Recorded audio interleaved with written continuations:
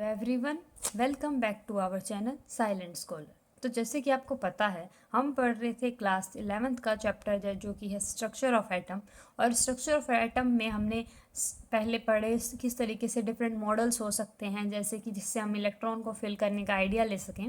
Electron को fill करने के साथ साथ हमने ये भी देखा कि एटम में किस तरीके से उसके सब एटॉमिक पार्टिकल्स एग्जिस्ट करते हैं और वो कहाँ एग्जिस्ट करते हैं, उनकी पोजीशन और उनसे रिलेटेड कुछ फिनोमिनाज हमने डिस्कस किए। उसके बाद अब हमारा जो मेन मोटिव था वो ये था कि हमें इलेक्ट्रॉन्स को जानना है कि वो किस शेल में, किस सब शेल में और किस ऑर्बिटल में फर्स्ट फिल किए जाएंगे। तो वो ये सब जानने के लिए इलेक्ट्रॉनिक कॉन्फ़िगरेशन का कॉन्सेप्ट जानना ज़रूरी था कि किस तरीके से एनर्जी लेवल्स में आप क्या कर सकते हो, इलेक्ट्रॉन्स को फिल कर सकते हो।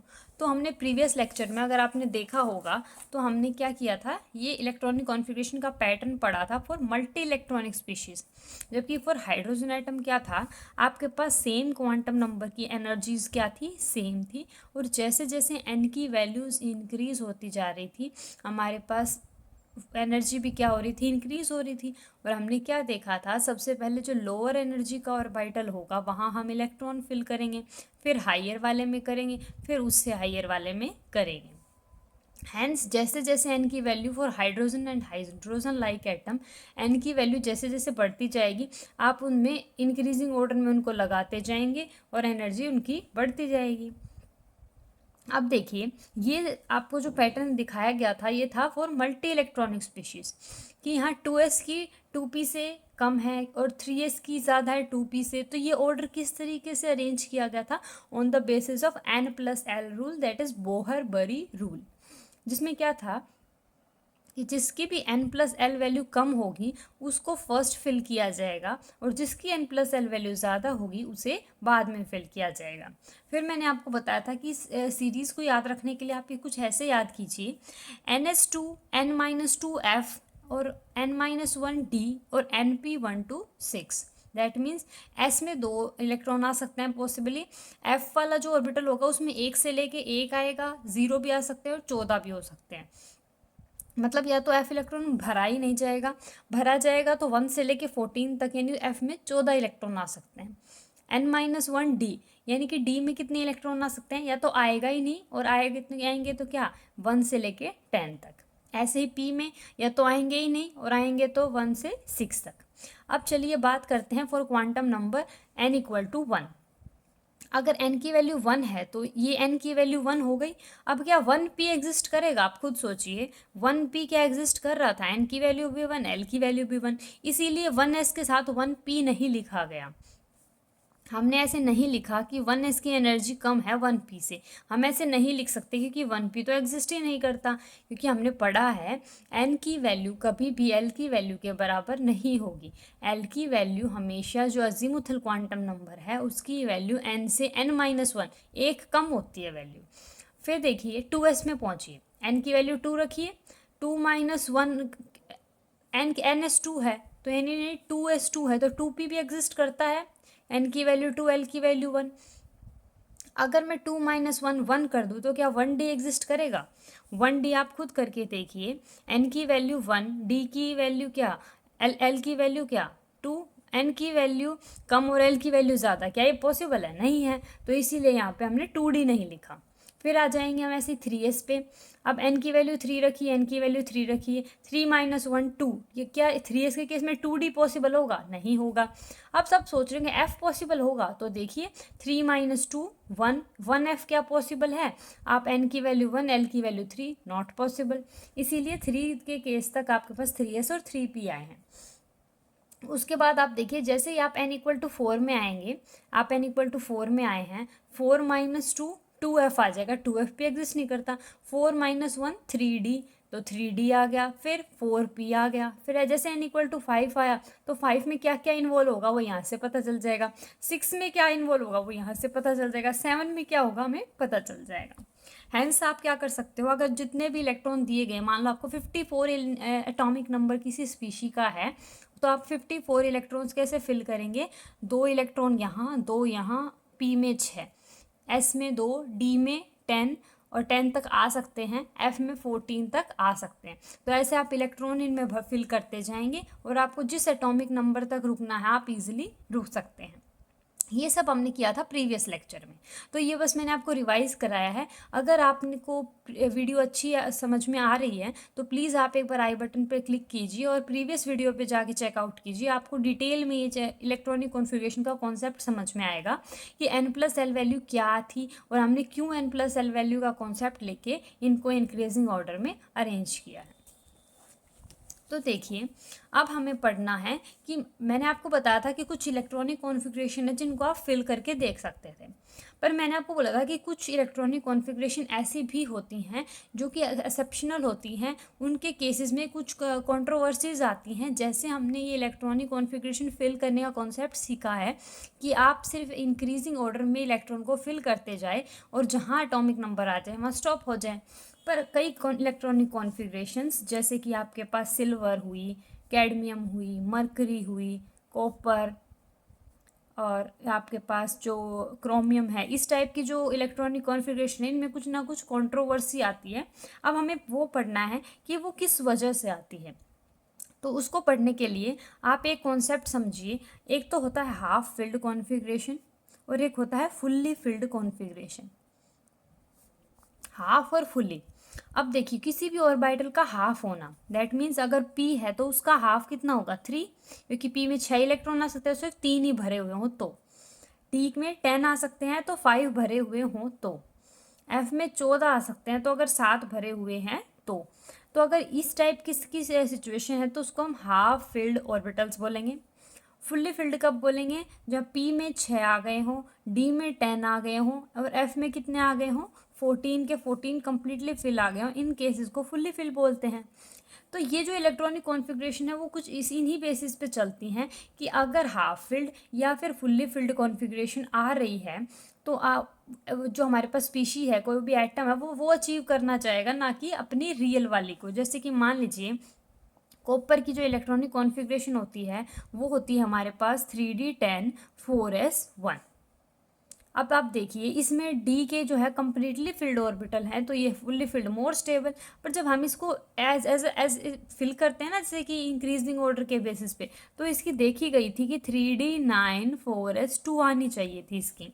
तो ये इसकी 3d10 क्यों आई, ये जो इलेक्ट्रॉनिक कॉन्फ़िगरेशन किस वजह से आई, तो इसके पीछे का रीज़न था ये हाफ फिल्ड और फुल्ली फिल्ड का कॉन्सेप्ट कि ये यहाँ से एक इलेक्ट्रॉन को लेकर के एक्साइट होके ये डी में आ जाएगा और 3d10 4s1 कि डी ऑर्बिटल अपने फुल्ली फिल्ड इलेक्ट्रॉन की कॉन्फ़िगरेशन को अटेन करने के लिए इस स्टेट में आया है। हैंस हम बोल सकते हैं कि कोई भी स्पीशी अगर अपने नियरली ऐसी स्पीशी में है, जैसे कि मान लीजिए 3d9 है या फिर 3d2 है, उसमें एक और डाल देंगे, p2 है तो एक और डाल देंगे तो p3 हो जाएगा। तो हाफ फील्ड अगर कहीं से अचीव हो रही है या फिर फुल्ली फील्ड अचीव हो रही है एक इलेक्ट्रॉन ले लेने से या एक इलेक्ट्रॉन दे देने से, तो वो उस इलेक्ट्रॉनिक कॉन्फ़िगरेशन में जाना पसंद करेगा। तो देखिए आगे कुछ रूल्स पढ़ते हैं जो कि हमें इलेक्ट्रॉनिक कॉन्फ़िगरेशन फिल करने में हेल्पफुल होते हैं।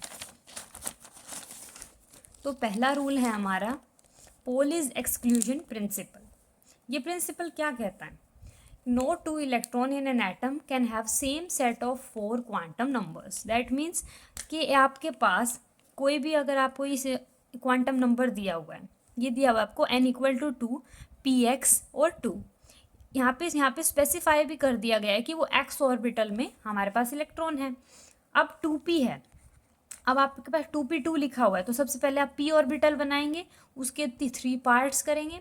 अब 2 इलेक्ट्रॉन फिल करने हैं तो आपने दोनों इलेक्ट्रॉन px में फिल कर दिए। अब ये देखिए आपको पता है दोनों इलेक्ट्रॉन सेम स्पिन के नहीं हो सकते, एक इस स्पिन का होगा एक इस स्पिन का होगा, ठीक है। अब देखिए ये बोलता है कि अगर मैं इस ऑर्बिटल के दोनों इलेक्ट्रॉन की बात करूं तो इस वाले इलेक्ट्रॉन या फिर इस वाले, दोनों के लिए n की वैल्यू क्या है 2 और l की वैल्यू क्या है px में है तो l की वैल्यू या तो -1 0 या 1, यानी दोनों के लिए सेम होगी। फिर अब अगर हम बात करें इसके स्पिन क्वांटम नंबर की, तो क्या दोनों की स्पिन बराबर है? एक की स्पिन तो 1/2 है और एक की स्पिन -1/2 है, क्योंकि एक ऊपर की तरफ और एक नीचे की तरफ है। तो ये यही बोलता है पॉलीज एक्सक्लूजन प्रिंसिपल कि अगर कोई दो इलेक्ट्रॉनिक ऑर्बिटल में भी हैं तो उनके चारों क्वांटम नंबर की वैल्यू सेम नहीं हो सकती। अगर मान लीजिए कि n की वैल्यू भी सेम है, l की वैल्यू भी p सेम है और x में भी है, मतलब ml की वैल्यू भी सेम है, पर यहाँ पे स्पिन की वैल्यू डिफर करेगी।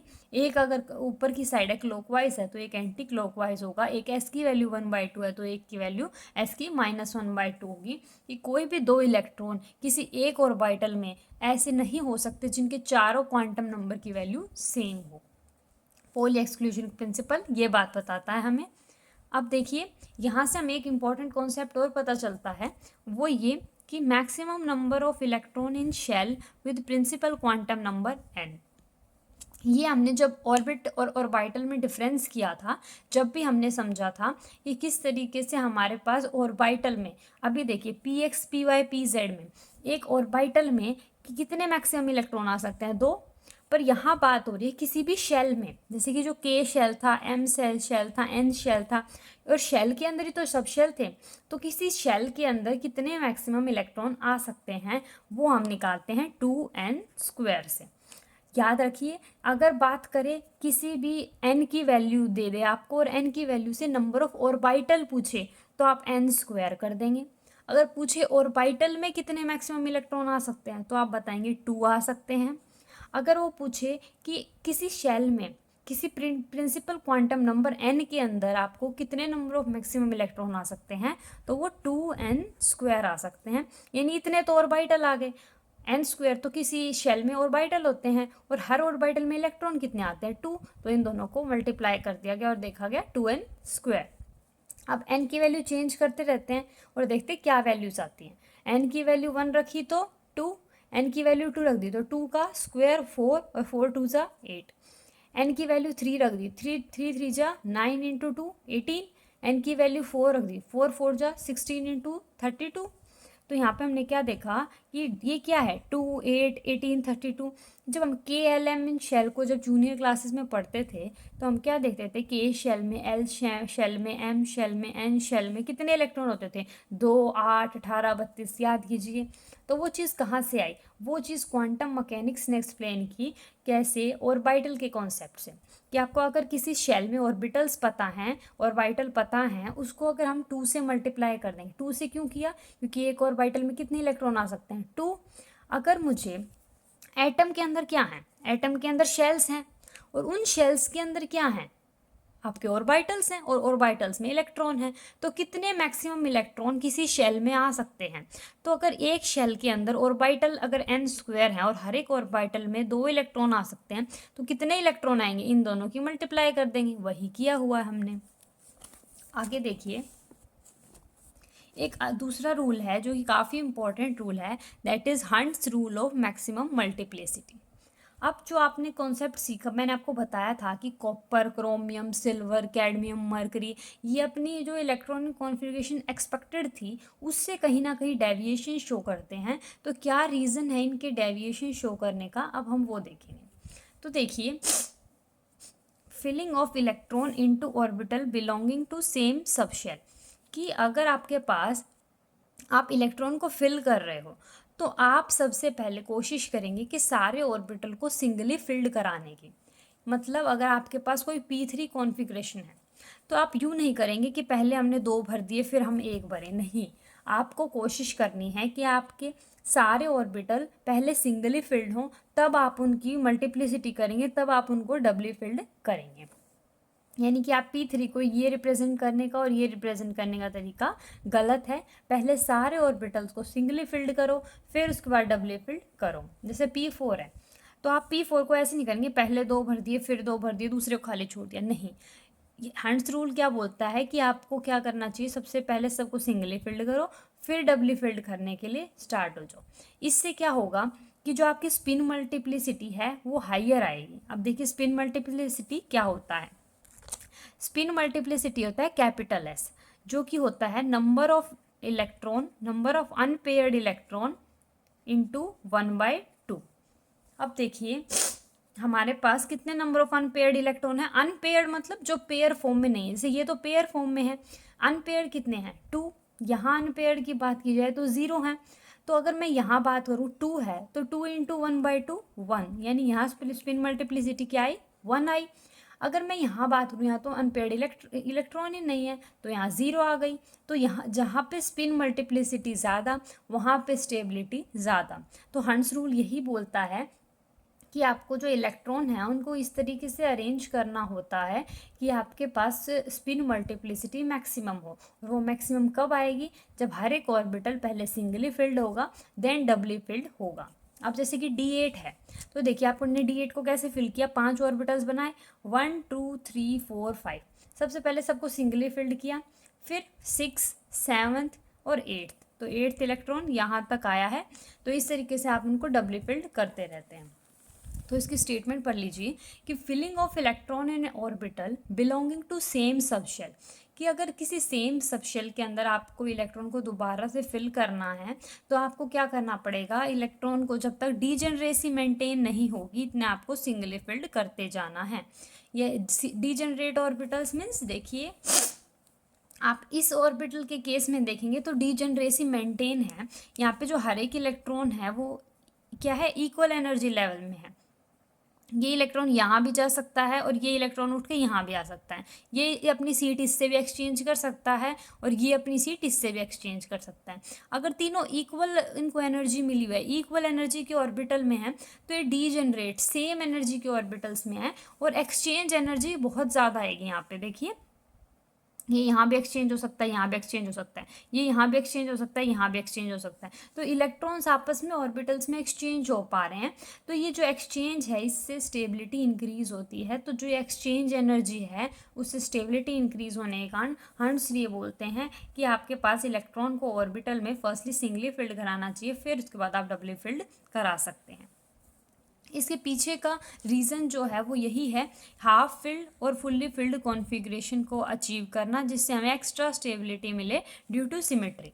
अब आप खुद देख सकते हैं कि एक तो P4 में ये स्ट्रक्चर है और एक ये है, तो ज़्यादा सिमेट्रिकल स्ट्रक्चर कौन सा है? ये वाला। ऐसा क्यों? पहले सबको सिंगली फिल किया ना, सबको सेम एनर्जी बांटी, फिर जब नहीं हो पाया तब हमने क्या किया है? एक इलेक्ट्रॉन को पेयर अप किया है। तो ये जो हाफ फिल्ड और फुल्ली फिल्ड कॉन्फ़िगरेशन है ये सिमेट्री लाती है सिस्टम में। सिमेट्री आने से, एक रूपता आने से सिस्टम क्या होता है? स्टेबल हो जाता है। हेंस हम बोल सकते हैं कि हंस रूल जो है वो half filled fully filled degenerate orbitals की एक्स्ट्रा स्टेबिलिटी को डिफाइन करने के लिए एक इम्पॉर्टेंट रोल प्ले करता है। आगे देखिए,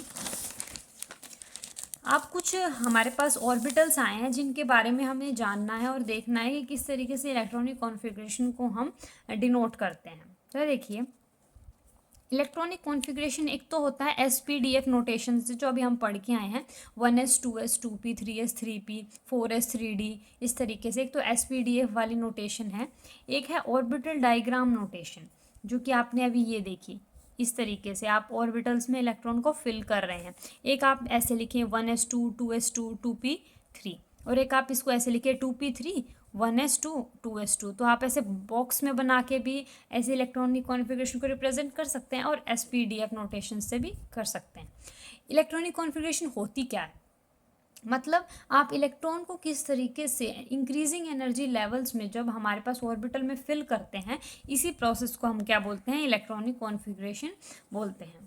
अब देखिए, हमारे पास कुछ इलेक्ट्रॉनिक कॉन्फ़िगरेशंस हैं डिफरेंट एटम्स की, जिनको हमने क्या लिखा है? SPDF नोटेशन के साथ साथ उनका ब्लॉक डायग्राम भी, ऑर्बिटल डायग्राम भी हमने बनाया है। तो देखते हैं किस तरीके से हम इन्हें शो करते हैं। हाइड्रोजन से स्टार्ट करेंगे। हाइड्रोजन का एटॉमिक नंबर 1 होता है, तो 1s1 से शुरू हो जाएंगे। Z का 2 होता है तो 1s2, Z3 होता है तो S में तो 2 ही आ सकते हैं। अब सेकेंड सबशेल शुरू हो जाएगी 2s 1, फिर एक और बढ़ गया इलेक्ट्रॉन तो 2s2, फिर S में तो 2 ही इलेक्ट्रॉन आ सकते हैं, फिर 2p शुरू हो जाएगा, फिर 2p1, फिर 2p2, क्योंकि एक एक बढ़ता जा रहा है ना। Z में 7 तो 2p3, 8 आ गया तो 2p4। अब आप देख रहे होगे ये जो सिस्टम है, देखिए 2p3, ये हाफ फिल्ड स्टेबिलिटी के कारण बहुत स्टेबल है। और आप देखिए पी में कहीं हाफ फिल्ड है, नहीं है, यहाँ पे भी हाफ फिल्ड है, यहाँ कम्प्लीटली हाफ फिल्ड है। तो nitrogen due to half filled stabilisation अपने नेबर वालों से क्या होता है, मोर स्टेबल होता है, और यहाँ से इसीलिए इन इलेक्ट्रॉन्स को निकाल पाना बहुत डिफ़िकल्ट होता है, तो हमें ज़्यादा एनर्जी लगानी पड़ती है। आगे देखिए वैलेंस शेल इलेक्ट्रॉन, ये कॉन्सेप्ट आपको आगे भी काफ़ी यूज़ आएगा। जो वैलेंस शेल के इलेक्ट्रॉन होते हैं, मतलब जो आउटर मोस्ट शेल के इलेक्ट्रॉन होते हैं, जैसे कि मान लीजिए ये आपके पास न्यूक्लियस है और आपके पास 3 शेल आपने बना दी हैं, और आपके पास 2 इलेक्ट्रॉन इस शेल में है, 2 इलेक्ट्रॉन इस शेल में और 1 इलेक्ट्रॉन यहाँ है। तो ये जो बाहर वाला इलेक्ट्रॉन है इसके ऊपर न्यूक्लियस का बहुत कम इफेक्ट जा रहा होगा, न्यूक्लियस अपना अट्रैक्टिव फोर्स कम से कम लगा रहा होगी कि ये दूर है।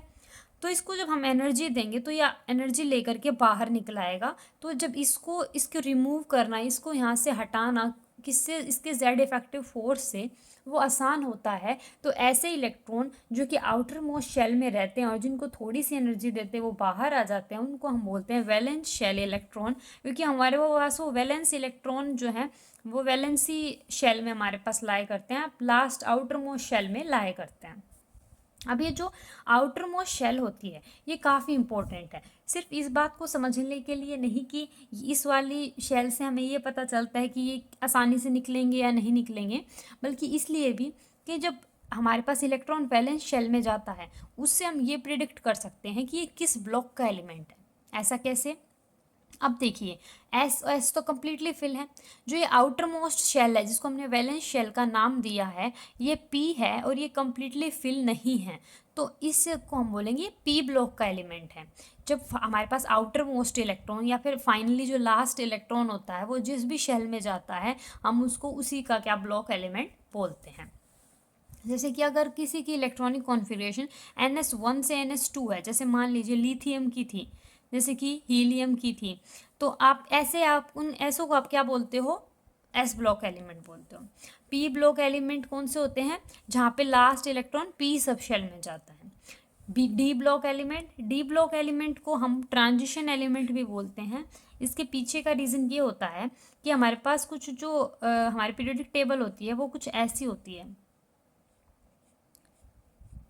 तो इस टाइप में ये दोनों एस ब्लॉक होती है। एक फर्स्ट जो ग्रुप होता है हम उसको बोलते हैं अल्कलाइन मेटल, सेकंड जो होता है उसको बोलते हैं अल्कलाइन अर्थ मेटल। इसमें इलेक्ट्रॉनिक कॉन्फ़िगरेशन होती है NS1 टाइप की, मतलब सब में एस में एक इलेक्ट्रॉन होगा, दूसरे वाले में क्या होगा, सब में NS2 होगा। ठीक है, तो जो बीच में जो बच गए नंबर्स, यहाँ से पी ब्लॉक शुरू हो जाता है जिसमें boron, carbon, nitrogen, oxygen, fluorine, neon ये सब आ जाते हैं। जो बीच के एलिमेंट बचे इनको बोलते हैं डी ब्लॉक एलिमेंट। तो आप देख रहे होगे एस से पी जाने में बीच में कौन आ रहे हैं, डी। तो हमें एक ट्रांजिशन देखने को मिल रहा है, एक बदलाव देखने को मिल रहा है एस से पी जाते टाइम, किसके थ्रू, डी ब्लॉक के थ्रू। हैंस हम डी ब्लॉक को क्या बोलते हैं, ट्रांजिशन एलिमेंट्स बोलते हैं। इनकी इलेक्ट्रॉनिक कॉन्फ़िगरेशन कैसी होगी, एस और पी हमारे पास फुल्ली फिल्ड होंगे, जो डी होगा वो अनफुल्ली फिल्ड होगा, लास्ट इलेक्ट्रॉन हमारा डी में जाएगा। जैसे इसमें लास्ट इलेक्ट्रॉन पी में गया था, पी फुल्ली फिल्ड नहीं था, ऐसे ही डी में क्या होगा, डी अगर आपके पास हाफ फिल्ड है या फिर लास्ट इलेक्ट्रॉन डी में गया है तो उसको डी ब्लॉक एलिमेंट कंसीडर किया जाता है। एक होते हैं एफ ब्लॉक के एलिमेंट। आपने जब पीरियोडिक टेबल देखी होगी तो कुछ ऐसा स्ट्रक्चर तो होता ही है, उसके अलावा आपको नीचे 2 लाइंस अलग से ऐसे सेपरेट की हुई नज़र आती हैं, इनको आप बोलते हो एफ ब्लॉक एलिमेंट।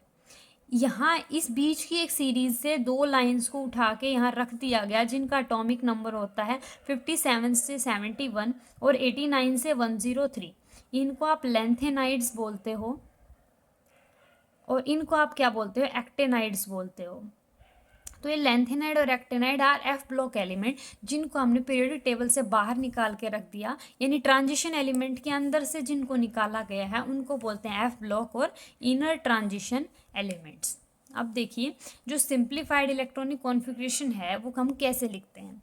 जैसे कि मान लीजिए Mg12 था, हमने क्या सीखा था Mg के लिए इलेक्ट्रॉनिक कॉन्फ़िगरेशन लिखने के लिए 1s2 2s2 2p6 3s2।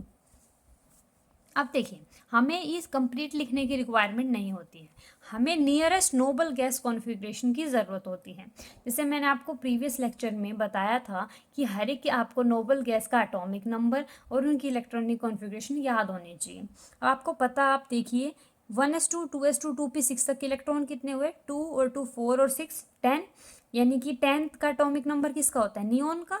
तो नियोन की यहाँ तक क्या आ गई नोबल गैस कॉन्फ़िगरेशन है, तो हम इसे ऐसे लिख सकते हैं कि नियोन लिखिए, पहले नियोन तक की इलेक्ट्रॉनिक कॉन्फ़िगरेशन लिखिए, फिर लिख दीजिए 3s2। तो जिस भी एटॉमिक नंबर के आसपास जो भी नोबल गैस होती है उसे पहले लिखा जाता है, फिर उसके बाद बची हुई इलेक्ट्रॉन्स को फिल कर दिया जाता है। इससे हमारी जो इलेक्ट्रॉनिक कॉन्फ़िगरेशन है वो ज़्यादा बड़ी भी नहीं होती और सिंप्लीफाइड फॉर्म में ऑब्जर्व होती है। अगर आप ऐसे नहीं करना चाहते हैं तो आप कंप्लीटली ऐसे भी लिखिए, पर ये हमारे पास सिंप्लीफाइड फॉर्म होता है कि किस तरीके से अगर आपके पास आर्गन पास है कि आपके पास क्रिप्टन पास है, तो आप देखिए उनके आसपास कौन सी इलेक्ट्रॉनिक कॉन्फ़िगरेशन है। जैसे मान लीजिए कि मेरे को एटॉमिक नंबर 26 के लिए इलेक्ट्रॉनिक कॉन्फ़िगरेशन लिखनी है, तो मैं ऐसे नहीं करूँगी 1s2 2s2 2p6 3s2 3p6 4s2, ऐसे नहीं लिखूँगी मैं लंबा। मैं देखूँगी 26 के आसपास कौन सी नोबल गैस कॉन्फ़िगरेशन आती है। पहले हीलियम होती है, फिर नियोन, फिर आर्गन, फिर क्रिप्टन, फिर जीनोन, फिर रेडोन। तो इसका एटॉमिक नंबर 2 होता है, इसका 10 होता है, इसका 18 होता है, इसका 36 होता है। तो 26 के सबसे पास कौन है, 18 है ना, तो आप सबसे पहले 18 लिख दोगे, मतलब आर्गन 18 आपने लिख दिया। फिर उसके बाद आप क्या करोगे, 18 तो इलेक्ट्रॉन पूरे हो गए, 8 ही तो रहते हैं, तो हम क्या लिखेंगे 4s और 3d। 4s में 2 और 3d में 6, देखिए 6 और 2 8, 18 और 8 26। तो इस तरीके से आप सिंप्लीफाइड फॉर्म में जो 26 एलिमेंट है इसका नाम होता है आयरन, तो आपने आयरन की इलेक्ट्रॉनिक कॉन्फ़िगरेशन लिख दी। तो आपको पता होना चाहिए कि यहाँ से आप किस तरीके से क्या करते हो, इलेक्ट्रॉनिक कॉन्फ़िगरेशन को याद करते हो। अगर आपको सिंप्लीफाइड फॉर्म नहीं भी याद हो रही है तो आप कंप्लीटली लिखिए और फिर उसको एनालाइज करने की कोशिश कीजिए कि यहाँ तक क्या आपके पास फिल हो गए। आप आर्गन तक की लिख के देखिए, 1s2 2s2 2p6 3s2 3p6 आपके पास कहाँ खत्म होंगे, आर्गन पे। आप देखिए helium neon argon krypton xenon radon, हर एक में लास्ट इलेक्ट्रॉन p6 में ही जाएगा, उसके बाद नेक्स्ट ऑर्बिटल की शुरुआत हो जाएगी। जैसे कि आप देखिए हीलियम में क्या होता है 1s2, इसमें 2p6 पे रुका है, यहाँ पे 3p6 पे रुकेगा, यहाँ 4p6 पे, यहाँ 5p6 पे, यहाँ 6p6 पे। देखिए यहाँ पे 3p6 पे रुका है, तो अगली शुरुआत जो होगी ऑर्बिटल की 4 से स्टार्ट होगी। अब आप देख लिए 4 में सबसे पहले आप s भरेंगे, फिर देन d भरेंगे, फिर p भरेंगे, इस तरीके से आप फिर इलेक्ट्रॉन्स को फिल करके देख सकते हैं। आगे देखिए स्कैंडियम की इलेक्ट्रॉनिक कॉन्फ़िगरेशन है, जैसे कि आपके पास 1s2 2s2 2p6 3s2 3p6 4s2 3d 1। तो देखिए अब आर्गन की यहाँ तक होती है, आपने आर्गन लिखा और 4s2 3d1 लिख दिया। अब अलोंग द पीरियड जो है आपके पास लिथियम बेरिलियम बोरन से लेके नियोन तक, तो यहाँ पे सेकंड पीरियड है तो एन की वैल्यू सेम रहती है। जैसे जैसे डाउन द ग्रुप आप जाते जाते हैं तो देखिए ये यहाँ पे 2s में इलेक्ट्रॉन फिल हो रहा है, यहाँ 3s में होगा।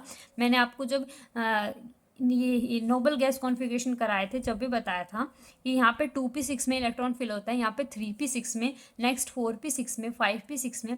तो डाउन द ग्रुप क्या होते हैं, एन की वैल्यू डिफर करती जाती हैं इन अ ग्रुप, कि एक ही ग्रुप में ये वाला सेकंड और किसमें पीरियड सेकंड है, इसमें प्रिंसिपल क्वांटम नंबर है, इसमें प्रिंसिपल क्वांटम नंबर 3 है। आर्गन क्रिप्टन में n इक्वल टू 4 होगा। तो डाउन द ग्रुप n की वैल्यू बढ़ती है, लेफ्ट टू राइट n की वैल्यू सेम रहती है। देखिए मैंने आपको दिखा रखा है neon argon krypton xenon radon, ये helium neon argon krypton xenon radon क्या है, आपकी नोबल गैस कॉन्फ़िगरेशन। तो यहाँ वैलेंस शेल इलेक्ट्रॉन हमारे पास n इक्वल टू 2p6 में गया था, n इक्वल टू 2, यहाँ n equal to 3, n equal to 4, n equal to 5, n equal to 6। आगे देखिए अब मैंने आपको जो स्पेशल केसेस बताए थे ये वो स्पेशल इलेक्ट्रॉनिक कॉन्फ़िगरेशन है जो और इलेक्ट्रॉनिक कॉन्फ़िगरेशन से हट करके आती हैं। Chromium, copper, niobium, molybdenum, ruthenium, rhodium, palladium, silver, cadmium और गोल्ड। अब देखिए जो क्रोमियम होता है उसकी एक्सपेक्टेड तो क्या थी, 1s2 2s2 2p6 3s2 3p6, यहाँ तक 18 हो गए। 18 और 2 20 और 4 24, 24 पूरे हो गए। पर क्या देखा गया कंट्रोवर्सी कि ये एक डी का इलेक्ट्रॉन जो है यहाँ से इसको एक्सेप्ट कर लेगा और क्या बन जाएगा 3d5 4s1। आपको पता है डी के अंदर मैक्सिमम 10 इलेक्ट्रॉन आ सकते हैं, 10 में फुल्ली फिल्ड होता है और 5 में हाफ फिल्ड होता है। तो कोई भी स्पीशीज़ अगर एक इलेक्ट्रॉन दे के या एक इलेक्ट्रॉन ले करके हाफ फिल्ड या फुल्ली फिल्ड बनती है तो वो बनेगी, क्योंकि आपको पता है यहाँ एक्सचेंज हो सकते हैं इलेक्ट्रॉन। तो due to this exchange energy, due to this symmetry observe क्या होती है, स्टेबिलिटी और ज़्यादा बढ़ जाती है, मोर डिजेनरेट आपको पैटर्न दिखते हैं। तो due to this extra stability क्या इलेक्ट्रॉनिक कॉन्फ़िगरेशन आएगी क्रोमियम की 3d5 4s1, यानी कि ये नहीं आएगी 3d4 4s2। अगर ये 5 बन सकता है तो ये इलेक्ट्रॉन लेगा। अब ऐसे ही देखिए कॉपर में, देखिए एक्सपेक्टेड तो थी ये 3d9 4s2, पर ये 9 10 भी तो बन सकता है इससे एक इलेक्ट्रॉन लेके, तो ये ले लेगा क्योंकि डी और एस में एनर्जी गैप कम होता है। तो ये इस एनर्जी को ले लेगा और 3d10 और 4s1 में कन्वर्ट हो जाएगा। इस तरीके से आप इनका एक्सेप्शन पढ़ सकते हो कि किस वजह से ये एग्जिस्ट करते हैं। अब चलिए कुछ क्वेश्चन ट्राई करते हैं इलेक्ट्रॉनिक कॉन्फ़िगरेशन पे। तो सबसे पहले H- की इलेक्ट्रॉनिक कॉन्फ़िगरेशन पूछी गई है। जहाँ भी नेगेटिव साइन आ जाता है मीन्स एक इलेक्ट्रॉन का गेन हुआ है। आपको पता है हाइड्रोजन की क्या होती है 1s1, एक इलेक्ट्रॉन का गेन हुआ है मतलब 1s2। Na पॉजिटिव, सोडियम पे पॉजिटिव है मतलब एक लूज हुआ है एक इलेक्ट्रॉन। देखो इलेक्ट्रॉन पे चार्ज कैसा होता है नेगेटिव। अगर किसी स्पीशीज में पॉजिटिव आ गया है मतलब नेगेटिव चला गया है, तभी तो पॉजिटिव आया। तो चला जाना मतलब लूज ऑफ इलेक्ट्रॉन, और किसी चीज़ पे नेगेटिव आ गया मतलब इलेक्ट्रॉन वहाँ आ गया, इलेक्ट्रॉन गेन हो गया, इलेक्ट्रॉन एक्सेप्ट हो गया, यानी इलेक्ट्रॉन ऐड हो गया। अब देखिए सोडियम क्या होता है 1s2 2s2 2p6, 2 और 2 4 6 4 10, 10 और 1 11। सोडियम का इलेक्ट्रॉनिक कॉन्फ़िगरेशन क्या होता है 11 एटॉमिक नंबर ना, तो 3s1। अब एक इलेक्ट्रॉन को रिमूव करना है, यहाँ आएगा वैलेंस शेल इलेक्ट्रॉनिक कॉन्फ़िगरेशन कि जो सबसे आखिरी वाली जिसका क्वांटम नंबर सबसे ज़्यादा है वहाँ से इलेक्ट्रॉन क्या रहेगा बाहर निकलेगा, क्योंकि ये न्यूक्लियस की जो पावर है उससे दूर है, इससे न्यूक्लियस की जो अट्रैक्टिव फोर्स है उससे दूर है ये शेल। तो यहाँ से इलेक्ट्रॉन को निकालना ईजी होगा, तो ये इलेक्ट्रॉन यहाँ से निकल जाएगा। बच्चे क्या ये इलेक्ट्रॉनिक कॉन्फ़िगरेशन, और ये किस जैसी है नियोन जैसी है, 2 और 2 4 6 4 10 है ना। अब देखिए ऑक्सीजन पे पॉजिटिव चार्ज, ऑक्सीजन ने एक इलेक्ट्रॉन का लूज कर दिया 1s2 2s2 2p4 हमारे ऑक्सीजन की। एक इलेक्ट्रॉनिक कॉन्फ़िगरेशन कहाँ से, एक इलेक्ट्रॉन कहाँ से जाएगा इससे जाएगा नहीं, इलेक्ट्रॉन जाएगा बाहर वाली यानी पी सब शेल से। तो पी में क्या है एक इलेक्ट्रॉन जाएगा तो 2p3 बन जाएगा। और आपको पता है ये किसी के लिए होती है नाइट्रोजन जैसी नहीं है, देखिए p3 हाफ फिल्ड। और काउंट भी कर लीजिए 2 और 2 4 और 3 7, नाइट्रोजन का ही तो एटॉमिक नंबर 7 होता है। अब देखिए F- मतलब gain of electron 1s2 2s2 2p5 होती है, एक इलेक्ट्रॉन गेन होएगा तो कहाँ होगा आउटर मोस्ट शेल में, तो क्या आ जाएगा p6। देखिए अब what are the atomic number and name of element if outermost shell and valence electron are given। अगर आपको ये 3s1 दिया हुआ है तो अब बताइए एटॉमिक नंबर किसका होगा। अब देखिए 3s तक आ गए हैं हम, तो आगे ये भी तो रहे होंगे हमारे पास, तो 3s1 तक आए हैं ये भी आगे रहे हैं, तो इनका एटॉमिक नंबर काउंट कर लो 1 2 और 2 4 6 4 10 और 11, 11 मतलब सोडियम। अब आपको होने चाहिए एटॉमिक नंबर याद, जैसे कि मान लीजिए 2p3 है, p3 कब आया होगा जब 1s2 2s2 2p3 भरा होगा, 2 और 2 4 4 और 3 7, Z7 किसका होता है नाइट्रोजन का। ऐसे ही 3p5 तो पहले 1s भरा होगा, फिर 2s भरा होगा, फिर 2p भरा होगा, फिर 3s होगा, फिर 3p आया होगा। तो 2 और 2 4 6 4 10 10 2 12 और 5 17, 17 मतलब क्लोरीन। आपको एटॉमिक नंबर 30 तक अच्छे से याद होने चाहिए। Right atoms name by electronic configuration, ये भी सेम वैसे ही है कि आपको 2s1 दिया हुआ था तो 1s2 पहले भरा होगा तभी तो 2s पे पहुँचे होंगे, 1s2 2s1 तो 2 + 1 3 हो गया। तो ये किसका हो गया लिथियम का हो गया। ये जो हीलियम पास में लिखा हुआ था, हीलियम का मतलब है शॉर्ट इलेक्ट्रॉनिक कॉन्फ़िगरेशन, ये हीलियम है इसका मतलब क्या था 1s2 लिख लो। आगे लिखा है नियोन 3s2 3p3, नियोन का मतलब है 10 इलेक्ट्रॉन तो यहाँ हो गए, 2 यहाँ पे और 3 यहाँ पे, 15 15 मतलब फॉस्फोरस। आर्गन लिखा हुआ है 18, आर्गन 18 मतलब 1s2 2s2 2p6 3s2 3p6 तो ऑलरेडी लिख दिया हमने, और उसकी जगह पे ये काउंट कर लो 18, 18 और 2 20 और 1 21, 21 मतलब स्कैंडियम। आप ऐसे भी याद कर सकते हैं। चलिए अब मैं आपको एक बारी एटॉमिक नंबर लिख के दे देती हूँ, आप उनको प्लीज़ याद कर लीजिएगा। तो चलिए हम करते हैं atomic number z equal to 1 से लेके z इक्वल टू 30 तक। तो z की वैल्यू 1 है, z की वैल्यू 2 है, तो क्या होगा, अब हम एटॉमिक नंबर लिख लेते हैं। पहले hydrogen, helium, lithium, beryllium, boron, carbon, nitrogen, oxygen, fluorine and neon. अब आप आ जाइए z इक्वल टू 11 पे, दैट इज सोडियम, 12 पे मैग्नीशियम, 13 पे एल्यूमिनियम, 14 पे सिलिकॉन, 15 पे फॉस्फोरस, 16 पे सल्फर, z इक्वल टू 17 पे chlorine that is Cl, z equal to 18 पे argon Ar, z equal to 19 पे K means potassium, z equal to 20 पे ये यहाँ पे आपके पास क्या आ जाएगा, Ca मतलब कैल्शियम। अब z equal to 21, 22, 23, 24, 25, 26, 27, 28, 29 and 30। Scandium, titanium, vanadium, chromium, manganese, iron, cobalt, nickel, copper and zinc. आपको ये पक्का याद होने चाहिए, इनसे आपको काफ़ी आइडिया हो जाएगा कि किस इलेक्ट्रॉनिक कॉन्फ़िगरेशन से वो पूछ रहा है, ये आपको पक्का याद होनी चाहिए। और जो कंट्रोवर्शियल इलेक्ट्रॉनिक कॉन्फ़िगरेशन है वो किसकी है, कॉपर की और किसकी, क्रोमियम की। कॉपर की क्या होती है, आर्गन 18, 3d10, 4s1, और इसकी क्या होती है, आर्गन 18, 3d5, 4s1, बाकी सब की सेम होती है। यहाँ पे क्या हो जाएगा, 3d5, 4s2, 3d6, 4s2, 3d7, 4s2, 3d8, 4s2, फिर 3d9 होनी थी, 3d10, 4s1, फिर 3d10, 4s2 आ जाएगा। इस तरीके से इलेक्ट्रॉनिक कॉन्फ़िगरेशन हमारी चलती है। अगर आपको कोई भी इससे रिलेटेड और डाउट है इलेक्ट्रॉनिक कॉन्फ़िगरेशन से, किसी और कॉन्सेप्ट से, तो आज हमारा चैप्टर ये कंप्लीट हो रहा है। आपको कोई भी डाउट है तो प्लीज़ कमेंट सेक्शन में डालिए, आगे हम स्टार्ट करेंगे हमारा नेक्स्ट चैप्टर।